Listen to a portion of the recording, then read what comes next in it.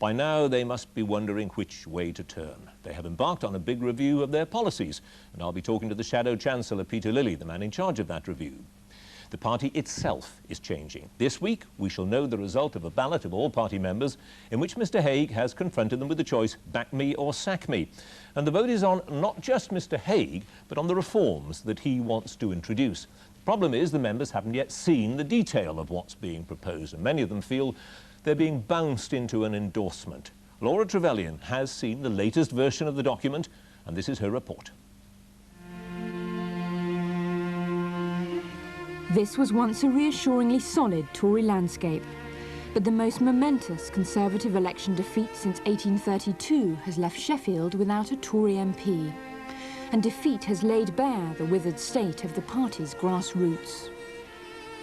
We have one councillor out of the three, the other two are Liberal Democrats, and of course the seat itself was solid Tory since 1945. And what's happened? We've now lost the seat to the Liberal Democrats at the last general election.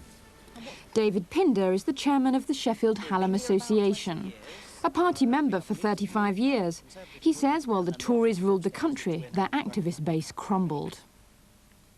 The party has been failing to attract younger people for a number of years now.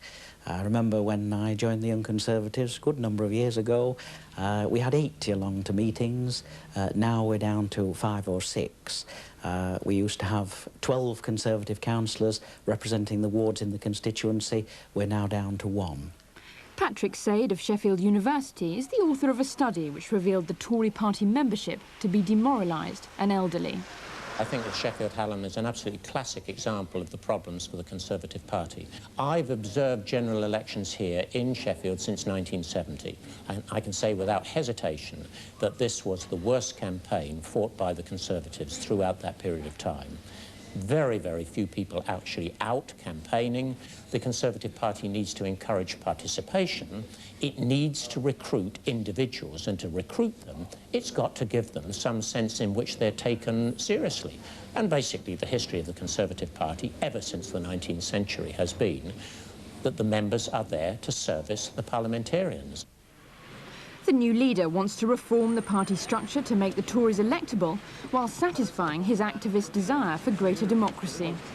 Mr Hague's in Salisbury on the last leg of his nationwide tour of the Tory faithful. After a difficult first summer in the job, he's asked his estimated 300,000 party members to approve his election as leader. But it's proved to be a controversial ballot.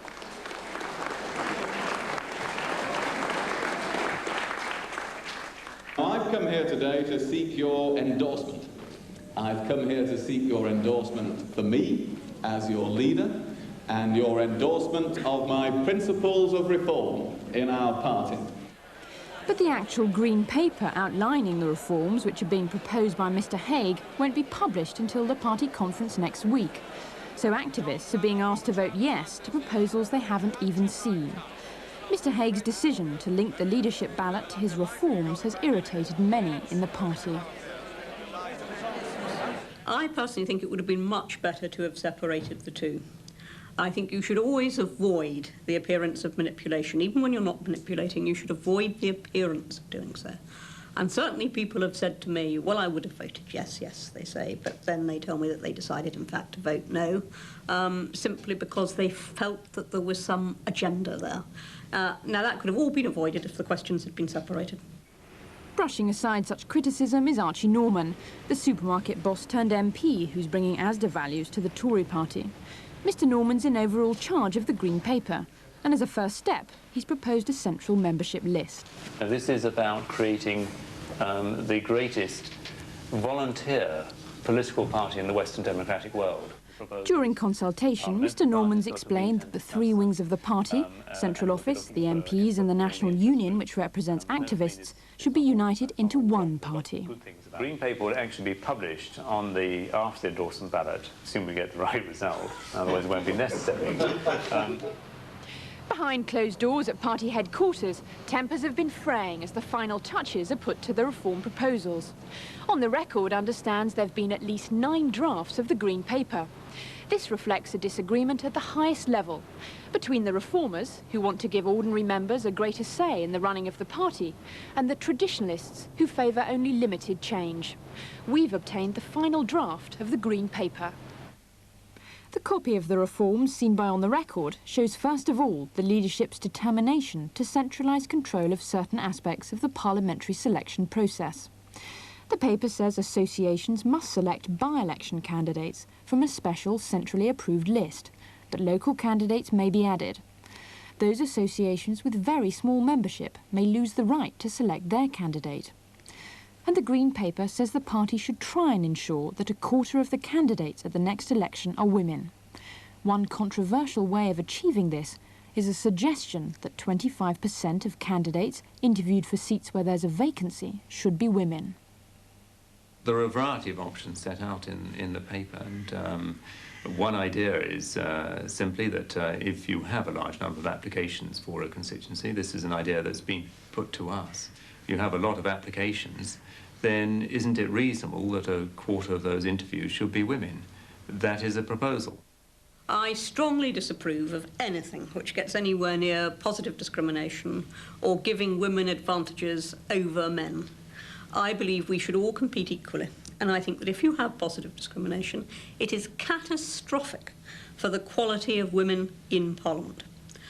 I also think it's extremely patronising, and I know that if I were sitting in the ante-room of a final interview for a seat, and I was with two male candidates, and they were there because they'd beaten off all the competition, and I was there purely because a place had been reserved for me, that wouldn't be helpful, that would be humiliating.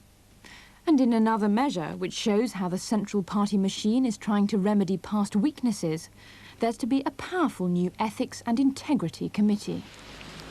It's scenes like this which the party leadership never wished to endure again. Former MP Neil Hamilton was accused of taking cash for questions, but refused to stand down, preferring to confront Martin Bell. The Ethics and Integrity Committee will have a leading party activist as well as an MP's representative on it. But some members regard this as unnecessary outside interference. There is already a perfectly straightforward method of dealing with an MP who has transgressed in a serious way. And to do that, you remove the party whip, and that means that person cannot stand thereafter as an official candidate. While William Hague is bringing the party under more centralised control, in return, for the first time, he's offering members a say in the election of the party leader. The Green Paper outlines the new rules, under which the MPs retain the right to initiate a leadership contest and select the candidates, but there will be an electoral college for the final rounds, and a significant percentage of the votes will be allocated to the voluntary party. Conservative peers and MEPs will also have votes in the college. The plan is to create an electoral college of some kind, the proportions to be debated and to be decided, within which the members will command a percentage of the total, and every single member will get a ballot paper in order that they can then vote as part of that electoral college. At a Tory supper club in True Blue, Buckinghamshire, is a veteran campaigner for party democracy.